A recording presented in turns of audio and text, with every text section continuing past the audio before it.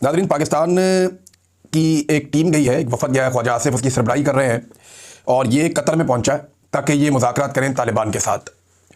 अब तालिबान के साथ मुज़ाकरात किए जाएंगे। तालिबान गवर्नमेंट जो वो वहाँ पे अफ़गान हुकूमत है इस वक्त, क्योंकि तालिबान के कंट्रोल में है वो, तो अफ़गान तालिबान का वफद पहुँच गया कतर में और फिर पाकिस्तानी वफद भी पहुँच गया कतर में और ख्वाजा आसिफ उस वफद को लेकर गए। अब कतर सालसी करेगा या जो दूसरे ममालिक हैं वो सालसी करेंगे पाकिस्तान और अफ़गानिस्तान के बीच में जो तनाज़ा पैदा हो गया उसको हल करने के लिए। अंदाज़ा कीजिए, अभी चंद साल पहले की बात है कि जब अमेरिका को तालिबान से बात करनी थी तो पाकिस्तान ने सहूलतकारी फराहम की थी, क्योंकि पाकिस्तान के ताल्लुकात अशरफ गनी हुकूमत से या हामिद करज़ई हुकूमत से अच्छे नहीं थे। तो पाकिस्तान ने सपोर्ट किया हुआ था तालिबान को और पाकिस्तान को लगता था कि ये इक़्तिदार में आएंगे। पाकिस्तान ने बड़ा सेलिब्रेट भी किया था इस बात को। उस दौर के जर्नैल बड़े खुश थे। नूर वली महसूद को आपको याद होगा कि अभी ख्वाजा आसिफ ने यह क्लेम भी किया कि जनरल फैज़ हमीद ने एक बुलेट प्रूफ गाड़ी तोहफे में भी दी थी। अब अपनी जेब से तो नहीं दी होगी ना, इदारे की पॉलिसी होती है, जनरल बाजवा से पूछे बगैर तो दे नहीं सकता। तो ये सारे रल के ताशे बजा रहे थे, खुशियां मना रहे थे कि हमारे तो बड़े अच्छे ताल्लुकात वाले लोग आ गए। लेकिन जैसे ही पीडीएम की सरकार बनी तो इन्होंने पाकिस्तान में तबाही फेर दी और तालिबान को, टीटीपी को पाकिस्तान में लाकर बसाना शुरू कर दिया ताकि पीटीआई को तबाह बर्बाद किया जा सके।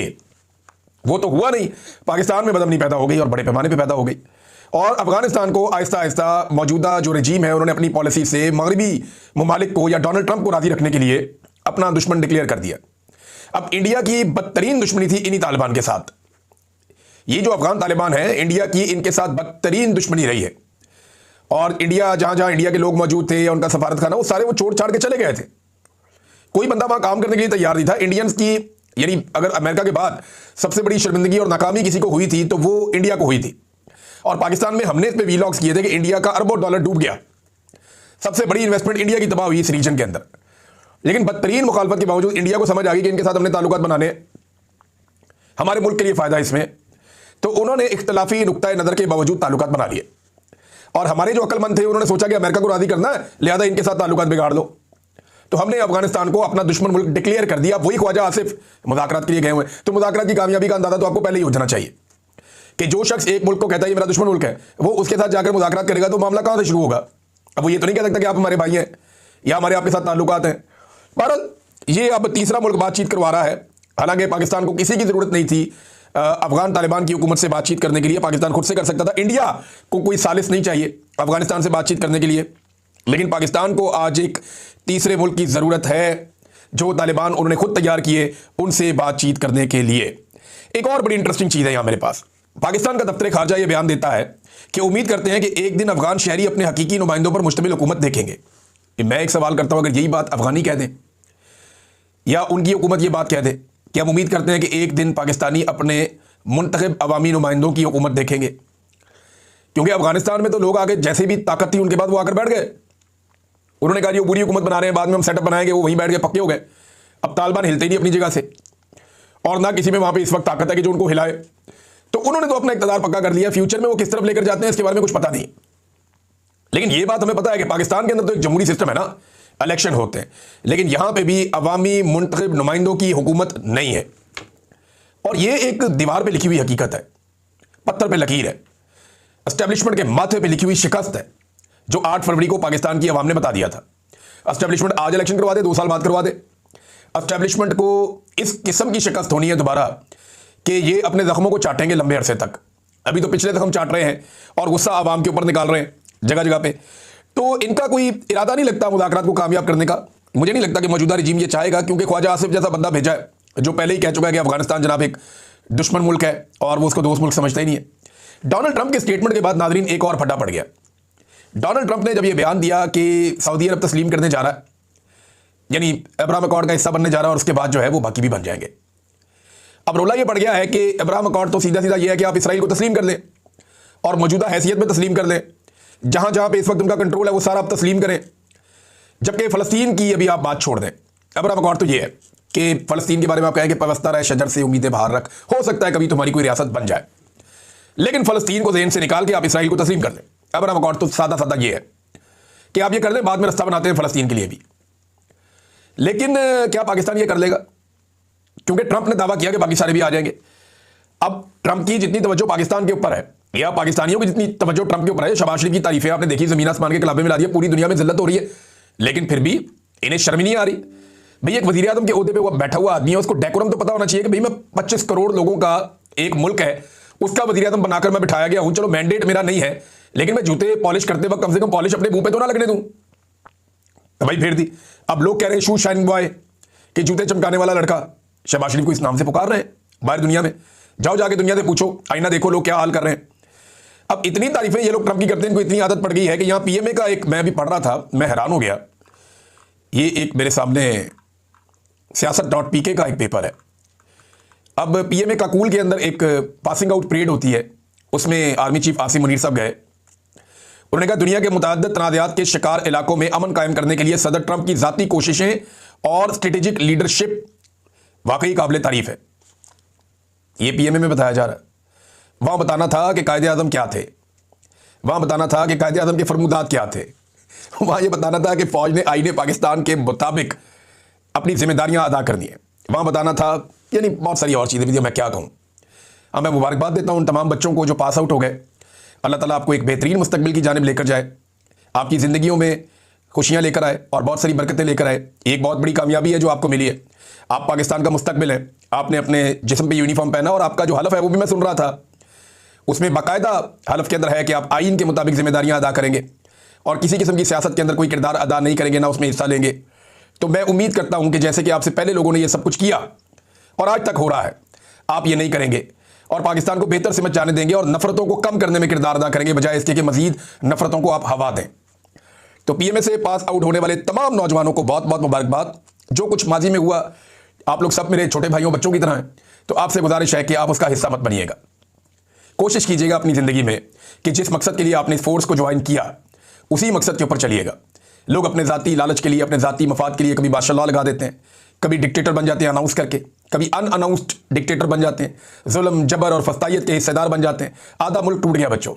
आप लोगों से उम्मीद है कि आप लोग वो नहीं करेंगे और जो हलफ आपने लिया है अल्लाह रब्बुल इज़्ज़त को हाजिर नाजिर जानकर आप उस हलफ की पासदारी करेंगे आखिरी वक्त तक। नाज़रीन, फजलुर रहमान साहब के साहबजादे भी बोल पड़े हैं, बल्कि पहले ये आ जाए कि पाकिस्तान तहरीक इंसाफ ने इसके ऊपर एतराज़ क्या किया। हुआ ये है कि डोनाल्ड ट्रंप ने जो बात की कि सारे तस्लीम कर लेंगे इसराइल को या अब्राहम अकॉर्ड का हिस्सा बन जाएंगे, उस पर पाकिस्तान तहरीक इंसाफ का जो ओपिनियन है वो ये है कि गजा अमन मनसूबे की इसराइली खिलाफ वर्जी, इब्राहिमी मुआहदे और हमास के खिलाफ मुमकिन कार्रवाई पे पाकिस्तान तहरीक इंसाफ की हुकूमत से चंद सवालात। पहला सवाल उन्होंने ये किया हुकूमत से कि गजा में अमन मनसूबे के एक जानिब मुकम्मल फायरबंदी की बात की जा रही है, लेकिन दूसरी जानिब इसराइल की जानिब से निहत्ते फ़लस्तीनियों के कत्लेआम का सिलसिला अभी तक जारी है। पाकिस्तान तहरीक इंसाफ इस सूरत हाल पर गहरी तशवीश का इजहार करती है और सवाल उठाती है कि आखिर पाकिस्तान की मौजूदा हुकूमत इस जुल्म पर खामोश क्यों है।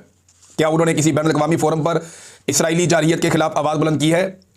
दूसरा ये कि अमरीकी सदर डोनाल्ड ट्रंप के हालिया बयान के मुताबिक अमरीकी अफवाज गजा में हमास को ख़त्म करने के लिए दाखिल नहीं होंगी, बल्कि उनके दोस्त ममालिक ये किरदार अदा करेंगे।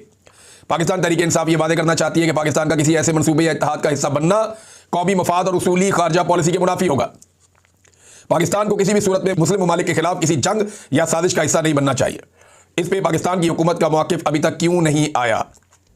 हमें इस बयान पर भी गहरी तशवीश है जिसमें कहा गया कि सऊदी अरब के बाद दीगर ममालिक भी इसराइल को तस्लीम करेंगे। पाकिस्तान तहरीक इंसाफ वादे मौक़िफ़ रखती है कि फ़लस्तीन की आज़ादी और अल-कुद्स शरीफ के तहफ़्फ़ुज़ से कबल इसराइल को तस्लीम करना न सिर्फ उम्मत मुस्लिमा से गद्दारी होगी, बल्कि कायदे आज़म मोहम्मद अली जिन्ना के उसूली मौक़िफ़ से भी इनहराफ होगा। हुकूमत पाकिस्तान इससे मुताल्लिक़ अपना वादे मौक़िफ़ अवाम के सामने रखेगी। यहाँ डंडी मारी है थोड़ी तहरीक इंसाफ के लोगों ने जो भी मौजूद है।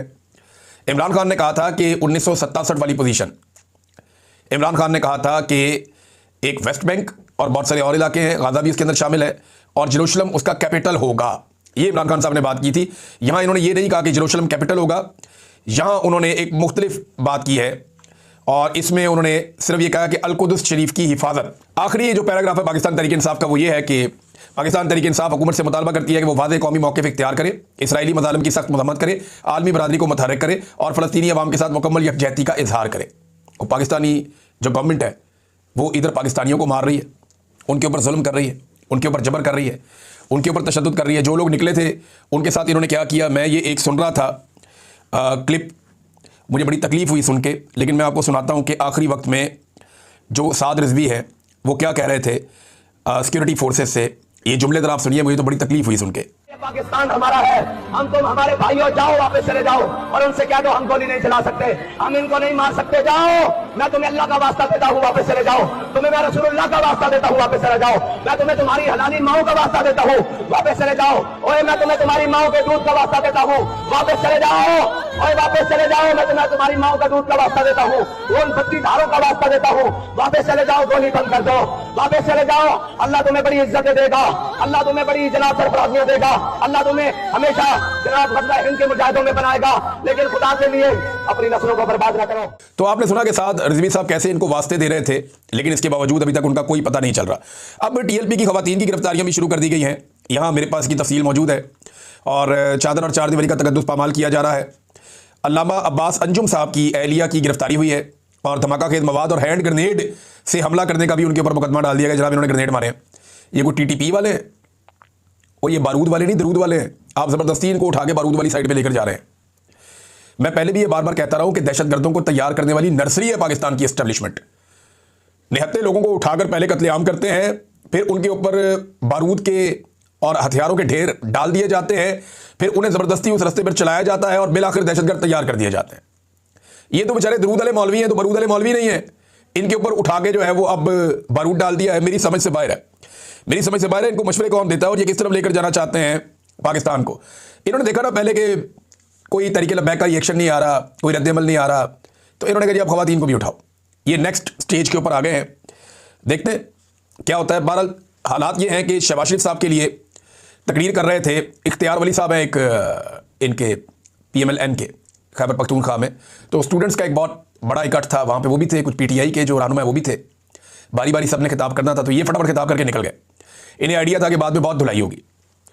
तो इन्होंने ना जिस वक्त ये बात की कि डोनाल्ड ट्रंप किसी को मुंह नहीं लगाता, तो डोनाल्ड ट्रंप ने जो है वो माइक सीधा किया शहबाज शरीफ के लिए और कहा जी आए आके बात करें। तो इस तरह की बात जब ये कर रहे थे ना, तो तालिबा जो सामने तालिब इल्म मौजूद थे उन सब ने शेम शेम के नारे लगाना शुरू कर दिए। कितनी तकलीफ वाली बात है। देखें, पाकिस्तान का एक आम नौजवान, एक तालिब इल्म भी महसूस करता है कि वज़ीर आज़म ने हमारी नाक कटवाई है, हमारी बहुत बेइज्जती करवाई, जो गैर ज़रूरी थी, वो नहीं करना चाहिए था। और माइक पर तलबा को कहा गया कि शोर ना मचाएं वरना आपको हॉल से बाहर निकाला जाएगा या आप हॉल से बाहर चले जाएं। इस तरह फिर तलबा को रोकने की कोशिश की गई, लेकिन तलबा बहुत गुस्से में थे। उन्होंने कहा यार ये क्या बकवास है। एक तरफ तो नाक कटवा के आ गए पाकिस्तान की 25 करोड़ आवाम की, और ऊपर से आगे यहाँ पे तन के कह रहे हो कि जनाब ट्रंप किसी को मुंह नहीं लगाता। माइक सीधा किया और उसने शहबाज शरीफ को कहा कि आकर बात करें, और बाद में कहा इससे ज़्यादा मैं क्या बात करूँ। भाई शहबाज शरीफ ने जो किया वो भी बताओ ना। यानी पूरी की पूरी पॉलिसी खत्म कर दी 28 सेकंड के अंदर, तबाही बर्बादी फेर दी शहबाज शरीफ ने। हमने तो कभी देखा ही नहीं। फजल रहमान साहब के बाद उनका बेटा भी मैदान में आ गया नादरीन, और उनका बेटा अब एक तकरीर कर रहा था, मैं सुन रहा था, असद। उसने कहा जनाब कि यहाँ फौज की हुकूमत है, यहाँ एस्टेब्लिशमेंट की हुकूमत है, यहाँ सेक्टर कमांडर की हुकूमत है, यहाँ कोर कमांडर की हुकूमत है, तुम जमीयत उलमा इस्लाम को मरऊब नहीं कर सकते। अब क्योंकि 27वीं आईनी तरमीम होने जा रही है, तो फजल रहमान साहब को तो ये पता है कि उनके बगैर भी हो जाएगी। अब रोला कोई नहीं है। अब उन्होंने अपने नंबर पूरे कर दिए, मखसूस नशिस्तें उन्होंने अपने खाते में डाली हुई हैं। 26वीं आईनी तरमीम में जो फजल रहमान साहब ने सहूलतकारी की, उसके नतीजे में नई बनने वाली अदालत ने जो काम किए, कारनामे किए, उनमें एक तो ये है कि फौजी अदालतों को या उनके फैसलों को उन्होंने जायज़ करार दे दिया, जो तारीख में कभी नहीं होता, दुनिया में नहीं होता। सिविलियन के फौजी ट्रायल उनका ठीक है, करो इनके। दूसरा जो एक बड़ा कारनामा किया, उन्होंने मखसूस नशिस्तें मालिक गनीमत की तरह बांट दी। फजल रहमान साहब को भी मिली, बाकियों को भी मिली। अब जो बाकियों को मिली तो उन्हें ज़रूरत नहीं है फजल रहमान साहब के आगे भीख मांगने की। अब वो आगे मुलाकातें नहीं करेंगे, जब चाहेंगे वो 27वीं आईनी तरमीम कर लेंगे, और उसका ड्राफ्ट वो बना रहे हैं। वो एक खौफनाक आईनी तरमीम है। अगर पाकिस्तान में कुछ बच गया है तो वो सारा भी अब डूबने वाला है, और जो कुछ पाकिस्तान में बचा है उस सारे को भी अब साइड पे कर दिया जाएगा। नाज़रीन, एक और चीज़ है, राणा सनाउल्लाह साहब ने यह तस्लीम कर लिया है कि वज़ीर आज़म के पास इमरान खान से मुलाकात करवाने का इख्तियार नहीं है। यानी वज़ीर आज़म के पास नहीं होता जी, ये तो सुपरिटेंडेंट ऑफ जेल के पास होता है, और सुपरिटेंडेंट ऑफ जेल कोई अमेरिका में है या बरतानिया में है, और भाई वो पाकिस्तान के अंदर है, वो अंडर गवर्नमेंट के काम करता है। जब चाहे आप मुलाकात करवा सकते हैं। इमरान खान की दफ़ा तो ये बहुत चिल्लाते थे कि इमरान खान के पास AC उतारने का इख्तियार है, वो उतार सकता है, तो आपके पास इमरान खान से मुलाकात करवाने का इख्तियार नहीं है। तो ये बात बिल्कुल दुरुस्त है कि इमरान खान के पास तो कुछ ना कुछ इख्तियार होता था, लेकिन मौजूदा हुकूमत में टके का इख्तियार भी इन लोगों के पास नहीं है। शहबाज शरीफ साहब ने छोटा मोटा भी अपना कोई काम करना होता है या फैसला करना होता है ना, एक अपने ऑफिस का बंदा भी इधर से उधर करना होता है, तो इनको ऊपर परमिशन लेनी पड़ती है बिग बॉस से, और ये वो परमिशन ले लेके अपनी हुकूमत चलाते हैं और हर जगह पे फिर जूते पॉलिश भी करते हैं। नाज़रीन, एहसन इकबाल ने भी शहबाज शरीफ का एक पोल खोल दिया। राणा सनाउल्लाह ने तो खोला ही खोला, एहसन इकबाल साहब ने भी खोल दिया। उन्होंने बताया कि झूठ बोलते थे ये। इन्होंने 2022 में कहा था कि $12 अरब तक हमें इमदाद मिल गई है दोस्त ममालिक से, फ्रेंड्स ऑफ पाकिस्तान, और जनाब हम बहुत पैसा लेकर आ रहे हैं सैलाब मुतासरीन की मदद के लिए। करोड़ों रुपए के तो इन्होंने अखबारात के अंदर इश्तिहार छपवा दिए, टीवी के अंदर कवरेज करवा दी, रौला डाल दिया इन्होंने, जनाब इतना पैसा हो गया, रोजाना 1 अरब डॉलर और बढ़ जाता था। तो ये 12-13 अरब डॉलर तक उस दौर में पहुंच गए थे। इन्होंने कौम से कितना झूठ बोला था। आज जब उस पैसे का हिसाब देना पड़ता है तो एहसन इकबाल साहब बता रहे हैं कि जनाब 2022 के सैलाब में 12 अरब डॉलर तक के जो दावे किए गए सारे झूठ है। शहबाज शरीफ भी झूठा था, उसकी पूरी काबीना झूठी थी। जो इमदाद थी वो सिर्फ 60 करोड़ डॉलर थी, यानी आधा अरब डॉलर भी के करीब थी वो, और वो भी पता नहीं मिले या नहीं मिले। बहरहाल ये पैसे और वो लगे तो नहीं है कहीं, यानी आधा अरब डॉलर भी लगा होता तो नजर आ रहा होता ना। दावे इन्होंने किए 12-13 अरब डॉलर के, आधे अरब डॉलर तक भी ये नहीं पहुंच पाए जो अवाम को मिला। हकीकतन अवाम के ऊपर तो इन्होंने कुछ लगाया ही नहीं। नाज़रीन, आरिफ अलवी साहब ने भी जलियांवाला बाग का जो वाकया हुआ था पाकिस्तान बनने से पहले, उसको बताते हुए उन्होंने कहा जी 9 मई, 26 नवंबर और आज़ाद कश्मीर और चौथा मुरीद के अलमिया, ये उसी सिलसिले की कड़ियां हैं। और इन चीज़ों को जोड़कर उन्होंने देखा, उन्होंने कहा जी अंग्रेज़ तो चला गया है और जुल्म जबर के तरीकों पर अगर निगाह डाली जाए तो यूं लगता है कि वो अपने बाद ऐसे शागिर्द छोड़ गया है जो उनसे भी आगे निकल गए। ये 4 वाकयात अभी आसिम मुनीर साहब के दौर में हुए हैं ऊपर नीचे पाकिस्तान में, और चारों वाकयात के अंदर मैसेकर हुआ है, यानी इंसानों का कत्लेआम हुआ है। बड़ी लंबी ट्वीट है आरिफ अलवी साहब की, आप इसे पढ़ेंगे तो आपको बहुत कुछ समझने का और सीखने का मौका मिलेगा। लेकिन एक्चुअल जो उसकी बुनियाद है वो यही है जो मैंने आपके सामने रख दी है। असद उमर साहब नाज़रीन अब हल्के हल्के मैदान में आ रहे हैं और उन्होंने हुकूमत के खिलाफ ट्वीट्स करना शुरू कर दिए हैं।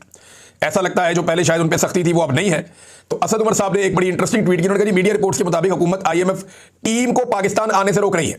IMF की टीम पाकिस्तान आना चाहती है, हुकूमत से रोक रही है। वो टीम 30 अरब डॉलर तक के तजारती डाटा के फर्क की तहकीकात करना चाहती है, लेकिन हुकूमत नहीं आने दे रही। अब ये मुज़ाहमत क्यों है, किस बात के सामने आने का खदशा है? एक आज़ादाना तहकीकात किसकी चोरी को बेनकाब करेगी? ये पाकिस्तान के अंदर इन्होंने नाज़रीन हालात पैदा कर दिए, बेड़ा गर्क कर दिया इन्होंने इकोनॉमी का। और जिनके घरों पे छापे मारते हैं ना, यानी एक एक्टिविस्ट है, मैं देख रहा था, अदनान उसका नाम है, सरदार अदनान गुजरावाला से, उसके घर पे छापा मारा कि इसको पकड़ के लाना है। वो बाद में उसके घर की मैंने वीडियो देखी, कमोड तक तोड़ दिया, बेसन तोड़ दिया, सिंक तोड़ दिए, टेबलें कुर्सियां तोड़ दी, मोटरसाइकिल खड़ा वो तोड़ दिया, अलमारियां तोड़ दी, घर के शीशे तोड़ दिए, टीवी तोड़। ओ भाई ये किस तरह का छापा है भाई, ये किस तरह का छापा है? आप बंदा ढूंढने आए हैं या तबाही फेरने आए हैं? वो याजूज माजूज आ गए हैं वहां पे। सिक्योरिटी फोर्सेस में और बदमाशों में फर्क होना चाहिए। ये एग्जैक्टली बदमाशी कर रहे हैं पाकिस्तानियों के साथ और बदमाशी के साथ पाकिस्तान को चला रहे हैं। इनका अंजाम अच्छा नहीं होगा।